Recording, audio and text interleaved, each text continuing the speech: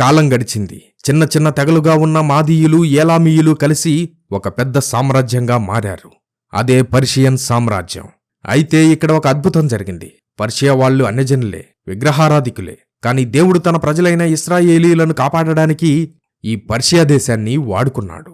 యెషయా ప్రవక్త ద్వారా దేవుడు 2 గొప్ప ప్రవచనాలు చెప్పాడు. మొదటిది, దేవుని ఆలయాన్ని పాడు చేసిన బబులోను సామ్రాజ్యాన్ని శిక్షించడానికి దేవుడు మాదీయులను, పర్షియన్లను వాడుకుంటానని చెప్పాడు.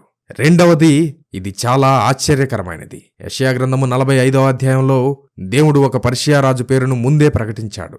అతని పేరు కోరెషు.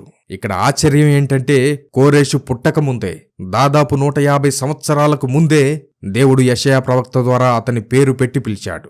నా ప్రజలను బబులోను చెర నుండి విడిపించేది, నా దేవాలయాన్ని కట్టించేది ఇతనే అని దేవుడు చెప్పాడు. దేవుడు అన్యదేశపు రాజులను కూడా తన ప్రణాళిక కోసం ఎలా వాడుకుంటాడో దీన్ని బట్టి మనం అర్థం చేసుకోవచ్చు.